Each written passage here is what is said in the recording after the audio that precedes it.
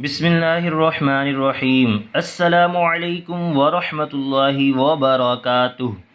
मैं हूं हाफ़िज़ मोहम्मद दानिश मुहिउद्दीन और आप सबको अपने channel learning with Danish Mohiuddin में खुश आमदीद कहता हूं। अगर आपने मेरा चैनल अभी तक सब्सक्राइब नहीं किया तो मेरे चैनल को सब्सक्राइब करें और साथ ही मौजूद बेल आइकन को प्रेस भी कर दें। आज का हमारा टॉपिक है डेरिवेटिव। डेरिवेटिव को समझने के लिए आपको पहले समझना होगा कि रेट ऑफ चेंज किसे कहते हैं। रेट ऑफ चेंज को समझाने के लिए मैंने यहाँ पर एक ग्राफ में एक स्ट्रेट लाइन ड्रॉ कर दी है। अब इस स्ट्रेट लाइन में एक पॉइंट है x1, y1।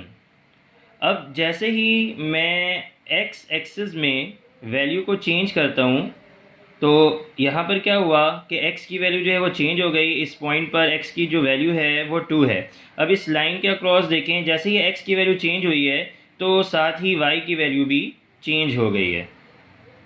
इसका मतलब ये है कि x को चेंज करने पर y की वैल्यू भी चेंज हो रही है और ये रिलेशन जो है वो कहलाती है रेट ऑफ चेंज, जिसे हम इस लाइन का स्लोप भी कहते हैं। तो रेट ऑफ चेंज क्या है कि change in y with respect to change in x, इसे हम कहते हैं रेट ऑफ चेंज। यहाँ पर एक बात गौर तलब है कि अगर मैं इस लाइन में इन दो पॉइंट्स के अलावा कोई एक तीसरा पॉइंट भी ले लूँ और अब इस पॉइंट का मैं स्लोप निकालूँ फर्स्ट पॉइंट से या सेकंड पॉइंट से, तो ये जो स्लोप है ये बिल्कुल वही आएगा जो पहले आया था। तो यहाँ पर क्या है, क्योंकि ये एक स्ट्रेट लाइन है तो स्ट्रेट लाइन का जो स्लोप है, स्ट्रेट लाइन में जो रेट ऑफ चेंज है वो कांस्टेंट होता है। अब यही रिलेशन जो अभी हमने स्ट्रेट लाइन के लिए देखा है, उसे अगर हम कर्व्ड लाइन के लिए या नॉन लीनियर लाइन के लिए देखते हैं तो उसमें कुछ यूँ होता है कि अगर मैं एक कर्व में किसी भी दो पॉइंट के दरमियान का स्लोप निकालूं तो वो एक कोई वैल्यू आएगी, लेकिन अगर मैं मज़ीद किसी दूसरे पॉइंट का स्लोप निकालूं तो ये वैल्यू चेंज आएगी। आप देख सकते हैं कि यहाँ पे जो स्लोप है वो कम है और यहाँ पे जो स्लोप है वो ज़्यादा है।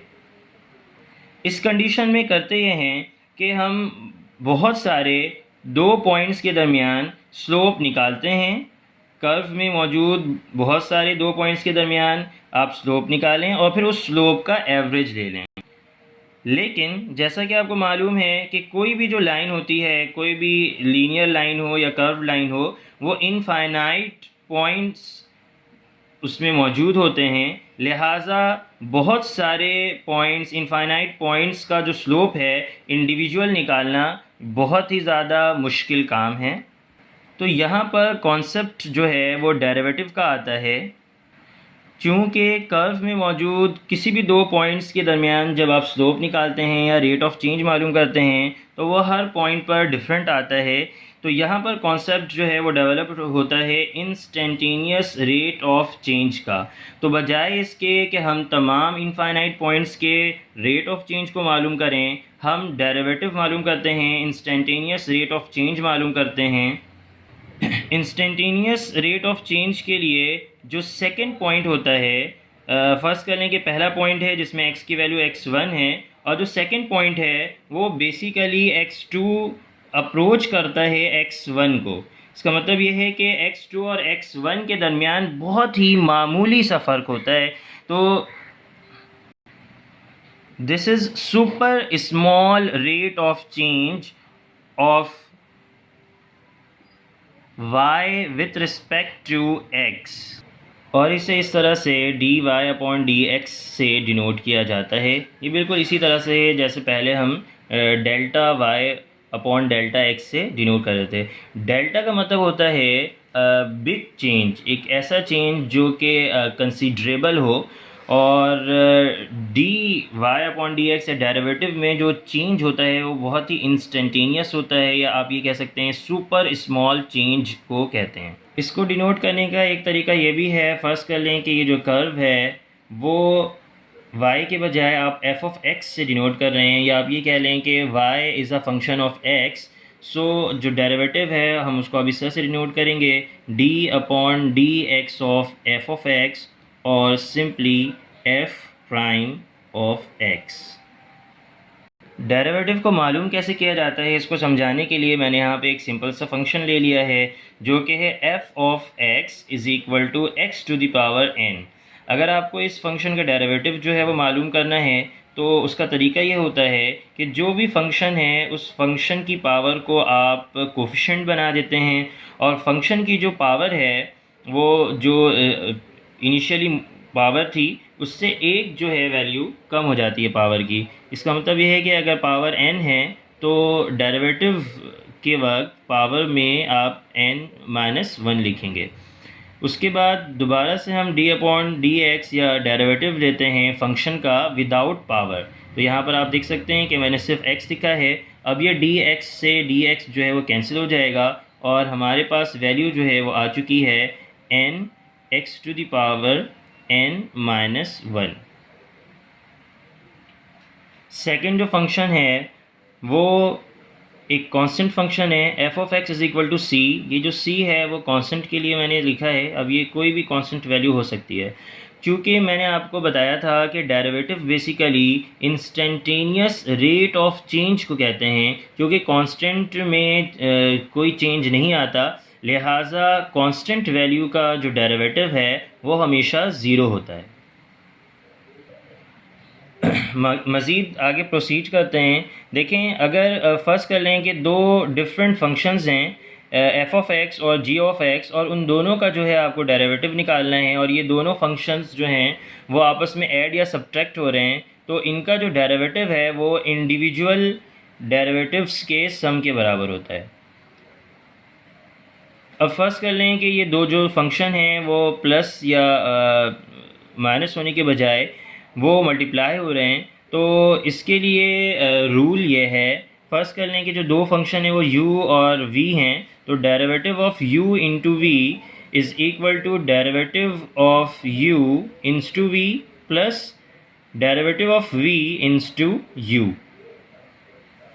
नेक्स्ट है कि अगर किसी फंक्शन के साथ कोई कांस्टेंट जो है वो मौजूद है या आप ये कह लें कि कोफिशिएंट जो है वो मौजूद है, तो वो कोफिशिएंट डेरिवेटिव में आप इसी तरह से लिख देते हैं और डेरिवेटिव जो है वो सिर्फ फंक्शन का लिया जाता है। एक आखिरी फंक्शन जो है वो कुछ इस तरह से भी हो सकता है कि u अपॉन v, एक फ़ंक्शन है u और एक फ़ंक्शन है v और ये दोनों आपस में डिवाइड हो रहे हैं। तो जब इसका आप डेरिवेटिव निकालना चाहेंगे तो इसके लिए क्या फ़ार्मूला है? इसके लिए फ़ार्मूला ये है कि हम नीचे लिखते हैं v स्क्वायर और फिर v derivative of u minus u derivative of v। अब मैंने एक थोड़ा कॉम्प्लिकेटेड जो है वो फंक्शन ले लिया है जो कि है f of x is equal to 2x³ minus 4x square plus 3x plus 1। अब हमें इसका जो है वो डेरिवेटिव निकालना है, तो हम यहाँ पे लिख लेंगे d/dx of f of x and d/dx of ये राइट हैंड साइड।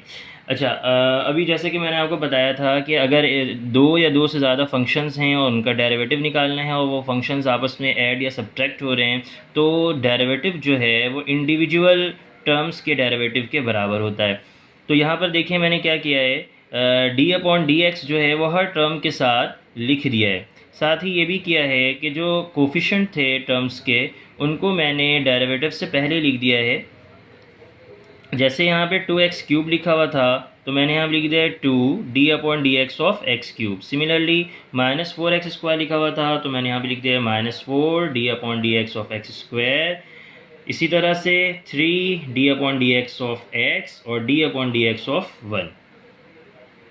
अच्छा, अब हम क्या करेंगे, हर टर्म का जो डेरिवेटिव है वो मालूम करेंगे। तो अभी कुछ देर पहले मैंने आपसे कहा था कि अगर आपको किसी फंक्शन का डेरिवेटिव निकालना है तो बहुत ही आसान सा तरीका होता है कि आप पावर को कोफिशिएंट बना लेंगे। तो इसकी जो पावर है 3³ वो हम नीचे कोफिशिएंट बना देंगे और x जो है उसकी पावर 3-1 हो जाएगी।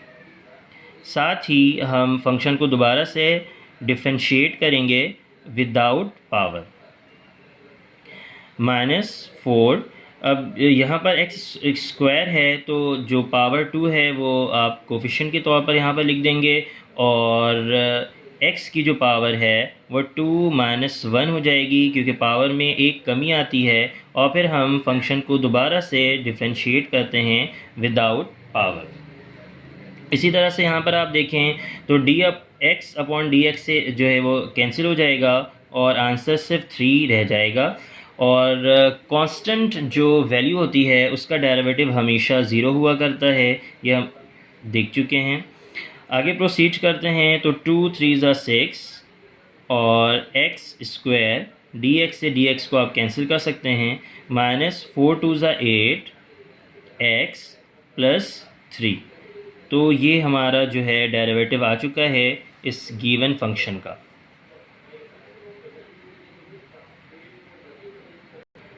तो डेरिवेटिव से रिलेटेड आपके पास कोई भी सवाल हो जो आप मुझसे सॉल्व करवाना चाहते हो, आप कमेंट करें और इंशाअल्लाह आपके सवालात को मैं अपने नेक्स्ट वीडियो में शामिल करूँगा।